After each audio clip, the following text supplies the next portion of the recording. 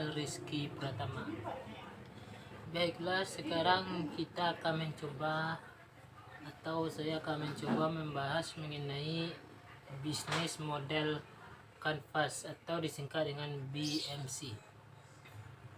Pada kali ini, sebelum kita membahas lebih jauh, alangkah baiknya kita mengetahui pengetahuan atau definisi dari BMC ini.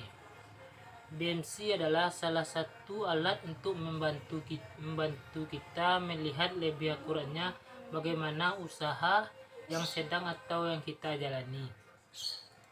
Dengan BMC ini kita akan melihat bisnis dari gambaran yang besar, namun tetap lengkap dan mendetail apa saja elemen-elemen kunci yang terkait dengan bisnis kita. Dengan demikian kita bisa melihat gambaran agar membantu kita untuk menjawab pertanyaan-pertanyaan seputar bisnis yang akan kita jalani.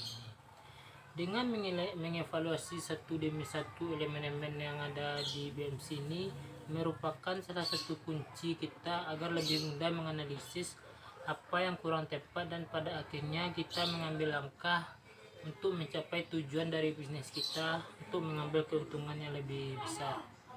BMC ini pertama kali disampaikan oleh Alexander Osterwalder di dalam bukunya Business Model Generation pada tahun 2014, menciptakan sebuah framework yang sederhana dan mudah dimengerti untuk menggambarkan bisnis kita, yaitu bisnis model kanvas. Bisnis model kanvas ini memiliki beberapa elemen yang dimana meliputi pertama customer segment atau segmen pelanggan, kedua value proposition, ketiga channel, yang keempat customer relationship, yang kelima revenue stream, keenam key resource, yang ketujuh key aktivitas, yang ke-8 key partner, dan yang ke-9 cost structure.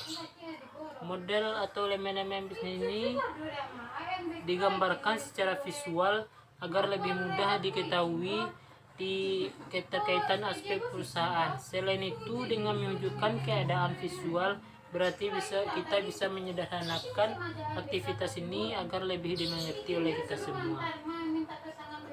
Yang pertama, kita akan coba membahas mengenai segmen pelanggan atau customer segment.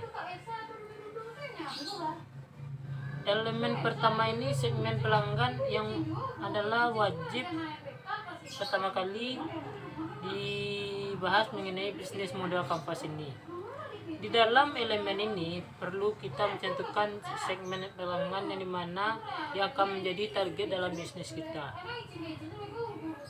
Dalam elemen ini merupakan sangat penting untuk melanjutkan strategi bisnis kita selanjutnya. Tanpa elemen dasar ini, maka bisa dikatakan bahwa perusahaan kita tidak memiliki tujuan untuk ditiru. Tujuan untuk dituju. Segmen pelanggan ini contohnya adalah ketika kita ingin membuka warung makan, segmen pasar mana yang akan kita tuju? Apakah mahasiswa, karyawan, pabrik, turis, dan lainnya. Kemudian kita bisa merancang elemen untuk usaha kita. Yang kedua, value proposition. Untuk elemen ini adalah merupakan daya tarik atau nilai apa yang akan kita tawarkan dalam bisnis kita, dalam bisnis atau usaha yang kita tentukan untuk menentukan pasar, untuk melakukan pasar atau elemen pelanggan dari elemen pertama tadi. Contoh dari value proposition ini adalah menentukan akan membuat warung untuk mahasiswa, kelebihan apa yang akan kita lakukan sebagai pembeda dari warung-warung yang lain, dan apakah makanan atau jajanan terkini. Dengan adanya bisnis model kanvas ini, Anda akan mengetahui langkah yang akan lebih lanjut. Yang ketiga, channel.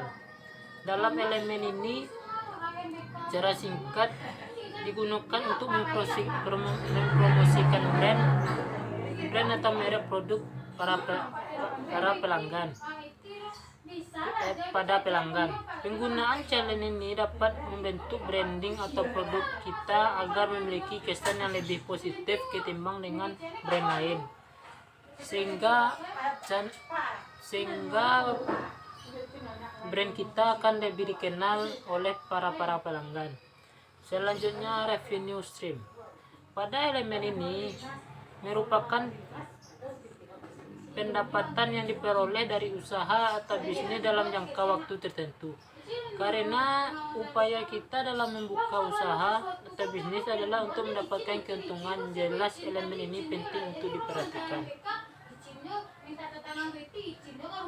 Oleh karena itu, saya melanjutkan dari contoh warung mahasiswa tadi. Keuntungan yang didapatkan tidak sepenuhnya Anda bisa gunakan, namun juga perlu ada manajemen atau pengelolaan agar warung kita dapat terus berjalan sehingga untuk modal bisa terus berlanjut. Yang elemen kelima, resource. Pada elemen ini merupakan sumber daya yang sebaiknya direncanakan dan juga dimiliki oleh usaha atau bisnis kita, yang dimana key resource ini diwujudkan untuk menunjang value proposition suatu usaha atau bisnis. Key resource yang dapat dicontohkan dalam usaha dan atau bisnis warung mahasiswa di atas adalah seperti rasa makanan yang enak, yang khas, sambal yang pedas khas, dan yang lainnya. Pokoknya berbeda dari warung atau makanan-makanan warung yang lainnya. Yang keenam, customer relationship.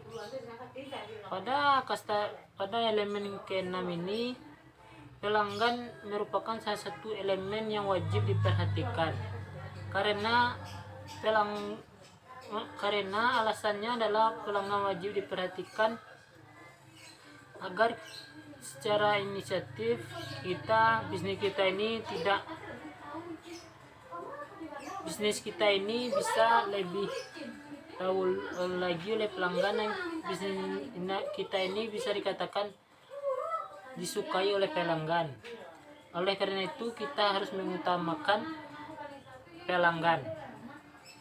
Seperti contohnya pada warung tadi ialah apakah rasa yang ada di warung Tina, porsi yang besar dan harga yang murah, sudah pasti mahasiswa akan sering datang ke warung kita. Ditambah dengan pelayanannya yang baik dan ramah, sudah pasti pelanggan akan sulit berpaling. Elemen ketujuh dari bisnis model kanvas adalah key aktivitas. Key aktivitas adalah semua kegiatan yang berhubungan dengan produktivitas dari produk kegiatan utama suatu perusahaan atau usaha. Hal ini dibutuhkan juga untuk mendukung value proposition sehingga tetap terjaga nilai plus dari produk yang ditawarkan. Yang kedelapan, key partners. Pada elemen ini ditujukan untuk pengorganisasian aliran barang atau layanan lainnya. Elemen ini berhubungan dengan key aktivitas yang mana juga terkadang membutuhkan pihak lain dalam menyelesaikan kegiatan produksi. Dan yang elemen terakhir ialah cost structure. Cost structure ini adalah komposisi dari sebuah biaya, semua biaya yang dibutuhkan untuk mengoperasikan bisnis modal serta menciptakan value proposition yang dapat diberikan pada konsumen. Dan elemen ini penting agar kita juga mendapatkan revenue stream untuk bisnis kita. Elemen ke-9 ini yang nantinya juga penting untuk diperhatikan dalam bisnis warung mahasiswa. Yang contoh tadi, yang dimana bagaimana agar warung yang menjadi usaha atau bisnis tersebut dapat tetap menyesuaikan harga yang terjangkau untuk mahasiswa, namun juga dapat memberikan keuntungan untuk kita. Mungkin hanya itu yang bisa saya sampaikan untuk kali ini. Salah atau kurangnya mohon maaf. Wabillahi taufiq wal hidayah. Wassalamualaikum warahmatullahi wabarakatuh. Ketemu lagi di ketemu lagi dengan konten-konten saya selanjutnya. Terima kasih.